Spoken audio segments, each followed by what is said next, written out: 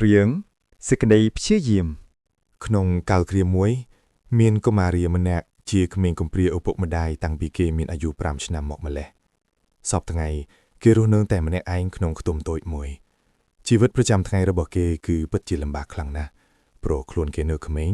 มันตอนแจกึดกูเกิดกาบเซมบานเจริญเจริญโนเตโรคปรึกขวาละนิดโรคเลืองอีขวาปรึกคอมโรเตียงตระดอดำใบบรรต่อชีวิตเตมกเตียดเนื้อปรึกประล้ำรตนาบานเจนหมอกอังกุยลือแกรข้างมกตุ้มได้เนภูมิบานอ้อยหนึ่งเกิดขนูจัดทาอ๋อคลวนขนมเอ้ยให้ดวัยบานชีวิตมือนี้กำสอดเอาไว้มาแล้วเตกาดเมามันตอนเตียงบานจำมกมาได้อุปกบานฉบาดลอทองก็ตรือปวกวัดสลับเจ้าล้อในซอลแต่ขยงมันเนี้ยได้ชิกะโกนขมีนั่นเลยมันดังท้าชีวิตตัวทั้งไงมุกรัวเรียนอย่างนาโนเตสลาก็มันบานเตอเรียนจมเนียนก็มันใจเตียดบ่าวดูชแน่ตาวคิงกลัวแต่เธอแบบหน้าเตยลูกปุกแง่ไม้ถ้าสันบานเนี่ยปิดชีบานดังปีเอาไว้ได้คิงกงปุงแต่เก็ดนี้โสมแง่ตึงปีช่วยเป็นโยซับปราบเขียงฟองโกนปิดจีโรเนอร์ลำบากครั้งไหนนิยัยจบรัตนาก็ด่าสำดาวตือโรกดามเชื่อมวยดามได้เม้นสมบกสัตเนเลนุห้อยสำเลังเมื่อดาวตึกมุกเกรียมกรมจีปนลึกองจับเตียงลายเอ้ยแองมันตอนย่อเจงหมอกก็ปิดแมนแต่แองปิดจีเมียนสำนางจึงขยมนะได้หนเมียนมาได้จำมือไทยพดอลเพียบกอกกระดาวพดอลตีจำรอเอาจำนายขยมวิงคือจอบหายขยมปิดจีนึกปกไม้ขยมนะน้อยกำสดอย่างนะก็มันเมียนแนะหน้ามาแนะโมจินจำใบใบคลุงได้จึงเมียนจะเธอคลุนไอรังมอมโดยคลุนแองเต้เติบอาจช่วยชีวิตคลุนแองไอโรโนสุกสรวนทานโดยเฉพาะคลุนนี้คือมันตราออกสังคำเต้มาสมิงคลึงบานหรือเกณีใจท้ามนุษย์เยื่องมาแนกบ่าวมันเมียนจำเนวิจียสำหรับจินจำชีวิตเตนุจังยันอาจสไฟรอกจำเนนามวยได้คลุนเป็นจัดห้อยฟื้นวีไอบานจะบาล้อนูปิดจีอาจินจำชีวิตโดยสุกสรวนบานให้กรอนแต่ท้าวิริงฮอตจิงเกปลายจำเนบันติกแต่อย่างนะคือviệcกรอนบายจิงตัวประกอบโรบอได้เขาหนึ่งฉบับประเทศเจียกได้มาอย่างเป็นเตียดปักเขียมเป็นจำเนียงปิดประกอบเขียมหนึ่งมันคล้ายที่มันตุกระบอกประเทศเทียมได้จังยิ้มตรูแต่ต่อสู้ตัวหมึกบันต่อเตียดนิยัยหายรัตนาเกิดเขินถ่าขลวนคือโจจัดจุมเนียนคางดำโดนึ่งจึงจำซัดที่คลังกร่อยมกเกก็บานเรียนปีประแจกเตะดำน้ำปีเนี่ยผูมนึ่งชับประดามดำน้ำบานอย่างละออายา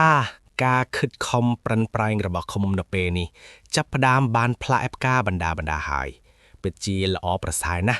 นเปดำนามลิถมขยมนังกัดวิยกแต่ลวกดำใบติงสัตโกหมกจนจำปลัวทาสัตโกเวียซีสมัยทอมาเฉียดดอยโครนอังขยมมันเซยทายตอมเวียบันมานได้เต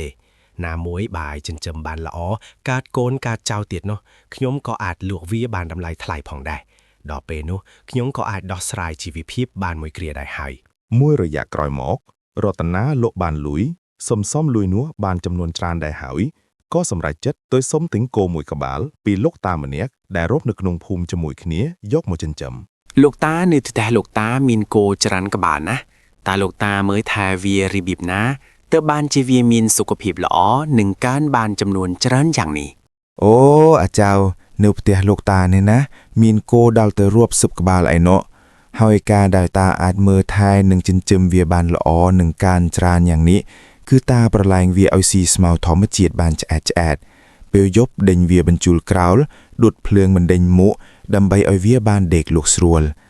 ธรรมดาบาบานเด็กลูกสรวลหนึ่งซีแอดมันท้าเอาไว้โนเทคืออาจลางซัดหล่อเตียงอ่อนน้อแองเจ้าเอ้ยตรหายอาเจ้าตาทุลับเขินแองลวกบรรแลนึกขนมพุ่มหรือจ๊ะทั้งไงนี้อาจารย์แองหมกแต่ตาเมียนธุระเอาไว้ไงบาดลูกตาขยมจิกเมงแต่ได้ลวกบรรลัยในกระนองพุ่มมาเนี่ยโนให้ขยมหมกแต่ลูกตาในทั้งไงนี้บำนองนู้คือจองสมเต็นโก้มวยกบาลปีลูกตายกเทจินจำกลายหนึ่งบานละออประสาหนึ่งเกตทั้งไงมุกตาลูกตาเก็ดอย่างนาได้โอ้เรื่องนี้เต้อะเจ้ามันไอเต้เจ้าเนือกเขมงอย่างนี้ใจเกิดแบบนี้มันอยู่เต้เติดทั้งไงมุกเจ้าหนึ่งบานทูเทียหนึ่งเกมันคานจำโป้เรื่องเจ้าจองติ่งโกตามันประแกกเต้โกมือกบ่าวนี้ตาก็บำรงหนึ่งลวกเวียได้ตาดอกดำไลเวีย50,000เหรียญปนใต้โดยเคลื่อนเจ้าไอเมียนตึกเฉิดหมอหมุดจองเมียนจองบ้านเฮาจิเขมงกลมเปรียมได้อปกตั้งไปเขมงแบบนี้ตาหนึ่งใจก่อยไอครองดำไลแต่หมบ40,000เหรียญเต้แต่เจ้าไอกุมหมดนะ កុំឲ្យខូចហាងឆេងគោក៏តា បាទចៅអរគុណណាលោកតាដែលអាណិតចៅថ្ងៃក្រោយបើមានឱកាសចៅនឹងសងគុណលោកតាវិញ តោះមិនអីទេចៅឯងដឹកវាទៅផ្ទះចោះចងវាឲ្យស៊ីស្មៅឲ្យតែឆ្អែតទេវាធំហើយថ្ងៃក្រោយបើមានខ្វះខាតឬចង់ដឹងពីអ្វីបន្ថែមទៀតអាចមកសួរតាបានណាចៅសូមឲ្យសំណាងល្អ ក្រោយពីទិញគោបានមួយក្បាលហើយរតនាក៏លក់បន្លែបន្តទៀតដើម្បីសន្សំប្រាក់បន្ថែមសម្រាប់ទិញអ្វីផ្សេងទៀត ក្រោយពីលក់បន្លែបានមួយរយៈកន្លងមករតនាបានចាប់អារម្មណ៍នឹងការចិញ្ចឹមមាន់សម្រាប់លក់ជាសាច់ព្រោះពេលគេលក់បន្លែនៅឯផ្សារគេបានឃើញមានអ្នកទិញសាច់មាន់ជាច្រើននាក់សម្រាប់យកធ្វើជាម្ហូបស្អែកឡើងរតនាក៏សម្រេចចិត្តទិញមាន់មួយក្បាលមកចិញ្ចឹមសាក់លបង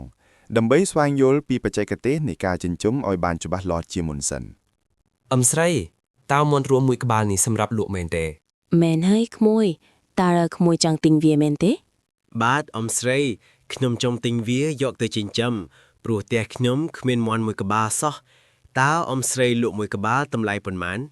ការនិយាយស្ដីរបស់ក្មួយពិតជាពីរោះពិសាណាស់ចេះស្គាល់ចាស់ទុំមានរបៀបរបបចឹងអ៊ំស្រីលក់មិនថ្លៃទេក្មួយឲ្យប្រាក់មីងតែ 15,000 រៀលបានហើយ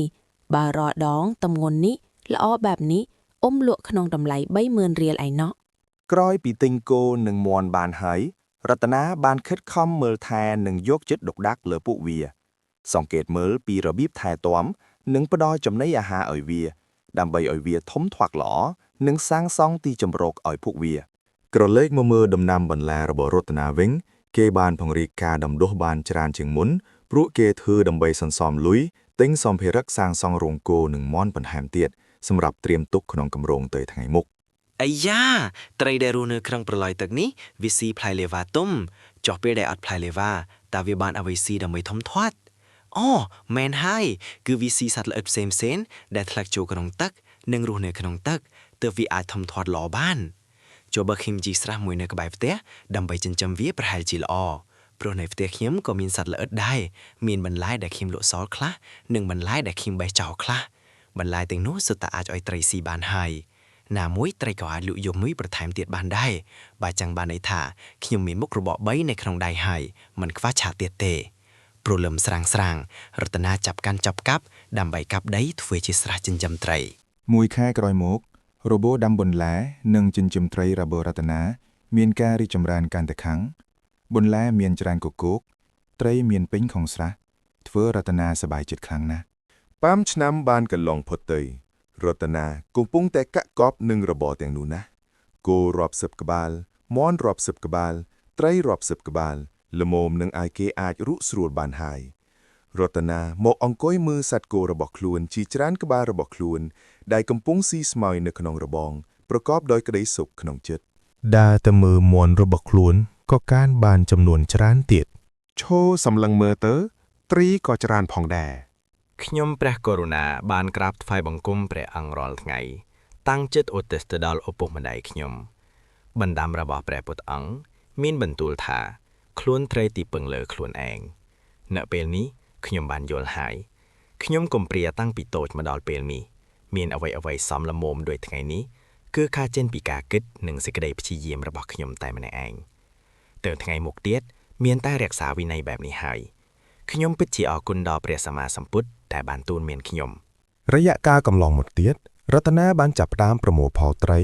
មាន់និងគោរបស់ខ្លួនជាបន្តបន្ទាប់បានប្រាក់ច្រើនគួរសមក៏គិតថា ខ្ញុំគិតថាខ្ញុំគួរតែរៀបចំសង់ផ្ទះធំមួយសម្រាប់ជាកាដូឲ្យខ្លួនឯងហើយខ្ញុំលំបាកយូរណាស់មកហើយការខិតខំប្រឹងប្រែងទាំងប៉ុន្មានកន្លងមកនេះក៏បានហុចផ្លែផ្កាឲ្យខ្ញុំមកច្រើនណាស់ដែរ ជំរាបសួរបងប្រុសមេជាងខ្ញុំមករកបងគឺដើម្បីពិភាក្សារឿងសាងសង់ផ្ទះឈើធំមួយខ្ញុំចង់សាងសង់ផ្ទះដូចក្នុងប្លង់នេះតើបងគិតថ្លៃជាងប៉ុន្មានដែរ អូមកឲ្យបងមើលឲ្យបានច្បាស់សិនអូម៉ូតផ្ទះនេះស្អាតណាស់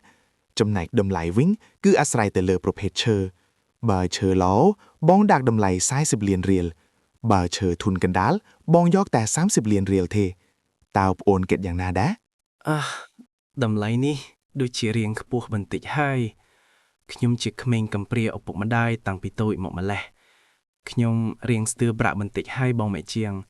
តាបងចុះថ្លៃបន្តិបានទេ ហ៎ថាម៉េចប្អូនជាក្មេងកំព្រាគួរឲ្យអាណិតប្អូនណាបើចឹងបងធ្វើឈើលោឲ្យប្អូននឹងគិតតម្លៃតែ35លានរៀលទេប្អូនទៅរួចទេ បាទបើបានប្រភេទឈើល្អទោះថាតម្លៃវារៀងហួសលទ្ធភាពខ្ញុំបន្តិចតែមិនអីទេខ្ញុំនឹងលក់គោរបស់ខ្ញុំបន្ថែមទៀតដើម្បីបង្គ្រប់ចំនួនប្រាក់នោះ បាទអញ្ចឹងយានសម្រេចតាមនេះទៅចុះបងប្រុសរតនាបងនឹងចូលធ្វើនៅ3ថ្ងៃក្រោយក្រោយពេលជាងចាប់ផ្ដើមដំណើរការធ្វើផ្ទះបណ្ដារតនាក៏បានទិញម៉ូតូថ្មីមួយគ្រឿងគ្រាន់នឹងស្រួលធ្វើដំណើរទៅតាមខេត្តមិនគេខ្លះកុំឲ្យខុំនឹងច្បាប់ចរាចរណ៍ក្នុងប្រទេសត្បិតថារតនាមានជីវភាពល្អជាងមុនប៉ុន្តែគេមិនមានចិត្តអំនួតនិងភ្លេចកំណើតរបស់ខ្លួននោះទេគេនៅតែប្រកបរបរលក់បន្លែដដែល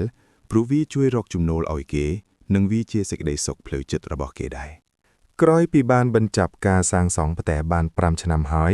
រតនាក៏បានទៅទិញរថយន្តទំនើបមួយគ្រឿងដើម្បីងាយស្រួលធ្វើដំណើរផ្លូវឆ្ងាយៗពេលវេលាចេះតែកន្លងផុតទៅឥតឈប់ឈរ